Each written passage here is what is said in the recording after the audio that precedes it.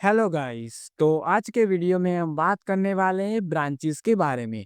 तो अब यहाँ पर ब्रांचेस होती क्या है और इसे यूज कैसे करते हैं, तो इन सभी के बारे में हम इस वीडियो के अंदर बात करने वाले हैं। तो चलो अब मैं यहाँ पर फोल्डर को ओपन करता हूँ। तो देखो, इससे पहले वाले हमने यहाँ पर जो भी वीडियोस बनाए थे ना, इसके अंदर हमने यहाँ पर इस फोल्डर को यूज किया था।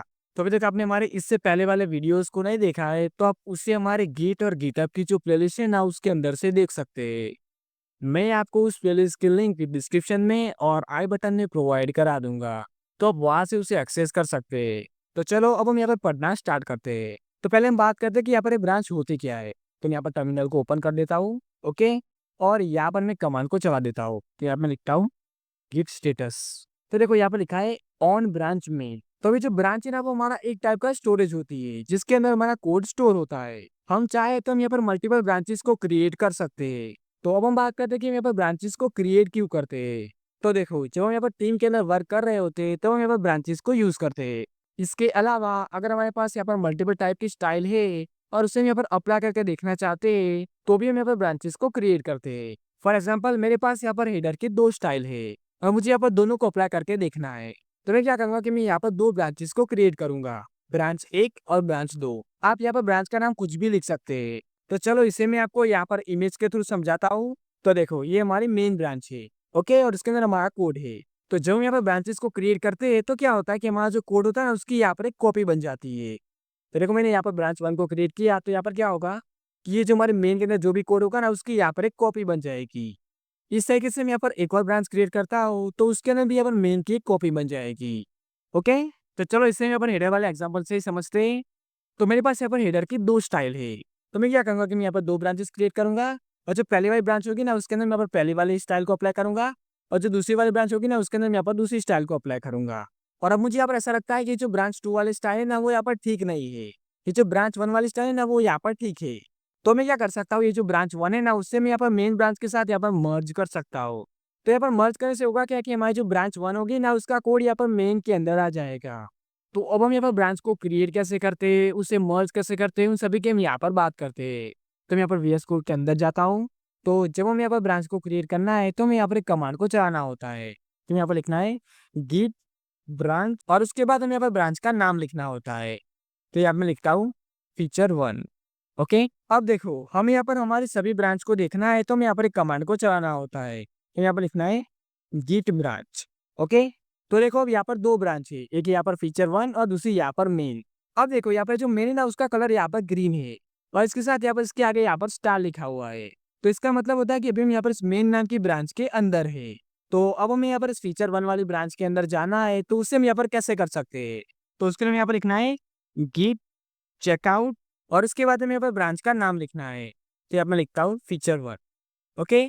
अब यहाँ पर इस कमांड के अंदर यहाँ पर चेकआउट लिखा है ना, तो इसका मतलब होता है कि अभी हम यहाँ पर जिस भी ब्रांच के अंदर है ना, उसके अंदर से हम यहाँ पर चेकआउट कर रहे हैं। और उसके बाद हम यहाँ पर जो भी ब्रांच का नाम लिखा होता है ना, उसके अंदर हम यहाँ पर एंटर हो जाते हैं। ओके। तो इसे मैं यहाँ पर चला लेता हूँ, और हम यहाँ पर गेट का स्टेटस देखते हैं। ओके। तो देखो, अब यहाँ पर लिखा है ऑन ब्रांच फीचर 1। अब देखो, यहाँ पर एक शॉर्टकट होता है, इसे यूज करने से होगा क्या कि हम यहाँ पर ब्रांच को क्रिएट भी कर देंगे और उसके अंदर हम यहाँ पर एंटर भी हो जाएंगे।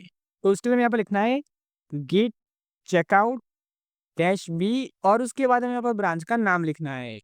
तो यहाँ पर मैं लिखता हूँ फीचर 2। तो अब यहाँ पर फीचर 2 नाम की ब्रांच क्रिएट भी हो जाएगी और उसके अंदर हम यहाँ पर एंटर भी हो जाएंगे। तो मैं आपको यहाँ पर गेट का स्टेटस दिखाता हूँ। तो देखो, यहाँ पर लिखा है ऑन ब्रांच फीचर 2। तो इस तरीके से हम यहाँ पर शॉर्टकट को भी यूज कर सकते हैं। तो अभी हमारे तीन ब्रांचेस है, फीचर 1, फीचर 2 और मेन। ओके। और अभी यहाँ फीचर 2 नाम की ब्रांच के अंदर है। तो अब मैं क्या करता हूँ कि इसके अंदर मैं यहाँ पर कुछ कोड लिखा हूँ। जैसे डी है ना, उसके बाद मैं यहाँ पर एक सेक्शन टैग बना देता हूँ, और इसके अंदर मैं यहाँ पर एक H1 टैग बना देता हूँ, और यहाँ पे मैं लिखता हूँ न्यू फीचर। उसके बाद मैं यहाँ पर एक फी टैग बना देता हूँ, और इसके अंदर हम यहाँ पर लॉरम टेक्स्ट को पुट कर देते हैं। ओके। तो इसे मैं यहाँ पर सेव करता हूँ, और अब हम क्या करते हैं कि यहाँ पर कोड को ऐड करते हैं, और उसके बाद हम यहाँ पर से कमिट करते हैं। तो पहले मैं यहाँ से ऐड कर देता हूँ। तो यहाँ पर लिखता हूँ गिट एंड डॉट। ओके। अब इसके बाद इसे मैं यहाँ पर कमिट करते हैं। तो यहाँ मैं लिखता हूँ गिट कमिट -m, और यहाँ पर मैं लिखता हूँ ऐड न्यू फीचर।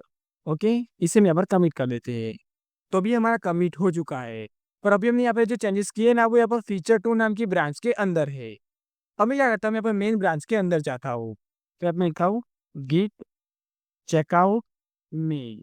ओके, अब देखो यहाँ पर तो न्यू फीचर वाला यहाँ पर सेक्शन टैग नहीं है। तो अब यहाँ पर फीचर 2 ब्रांच के अंदर जो कोड है उसे हमें यहाँ पर मेन ब्रांच के अंदर लाना है। तो इसे हमें यहाँ पर मर्ज करना होगा। तो इसके लिए यहाँ पर कमांड होती है, तो हमें यहाँ पर लिखना है गिट मर्ज और उसके बाद हमें यहाँ पर ब्रांच का नाम लिखना है। तो यहाँ पर मैं लिखता हूँ फीचर 2। तो अब इस कमांड से होगा क्या कि अभी मैं यहाँ पर जिस ब्रांच के अंदर है उसके अंदर यहाँ पर मैंने जो ब्रांच का नाम लिखा है ना, इसका कोड यहाँ पर ऐड हो जाएगा। ओके, तो इसे मैं यहाँ पर चला देता हूँ। तो देखो अब यहाँ पर एक कोड मेन ब्रांच के अंदर भी आ चुका है। तो इस तरीके से हम यहाँ पर ब्रांच को मर्ज कर सकते हैं। अब देखो यहाँ पर हम ब्रांच को देखते हैं, तो यहाँ पर मैं लिखता हूँ गिट ब्रांच। तो देखो यहाँ पर 3 ब्रांच है और अभी हम यहाँ पर मेन नाम की ब्रांच के अंदर है। तो अब हमें यहाँ पर इस फीचर 1 और फीचर 2 वाली ब्रांच की जरूरत नहीं है। तो अब इसे हम यहाँ पर डिलीट करना है, तो उसे हम यहाँ पर कैसे कर सकते हैं? तो इसके लिए यहाँ पर कमांड होती है, तो हम यहाँ पर लिखना है गिट ब्रांच -d और उसके बाद हमें यहाँ पर ब्रांच का नाम लिखना है। तो यहाँ पे लिखता हूँ फीचर 1। तो ये ब्रांच यहाँ पर डिलीट हो जाएगी। अब मैं यहाँ पर इस फीचर 2 वाली ब्रांच को भी डिलीट कर देता हूँ। ओके, तो अब हमारे यहाँ पर दोनों ब्रांचेस डिलीट हो जाएगी। तो मैं यहाँ पर गिट ब्रांच को यहाँ पर चला देता हूँ। तो देखो अभी आप हमारी एक ही ब्रांच है। अब देखो अगर आप यहाँ पर अपने दोस्त के साथ यहाँ पर टीम के अंदर वर्क कर रहे हैं और अब यहाँ पर ऐसा हो कि आपके दोस्त ने और आपने यहाँ पर सेम ही लाइन के अंदर चेंजेस किए हैं और अब इस केस में अब यहाँ पर ब्रांच को मर्ज करते हैं, तो यहाँ पर कॉन्फ्लिक्ट होता है, जिसके कारण यहाँ पर गेट ऑटोमेटिकली यहाँ पर ब्रांच को मर्ज नहीं करता है। इसे यहाँ पर कॉन्फ्लिक्ट कहा जाता है। तो अब इस केस में हम यहाँ पर क्या कर सकते हैं? वेल, तो इसके बारे में हम यहाँ पर नेक्स्ट वीडियो के अंदर बात करने वाले हैं।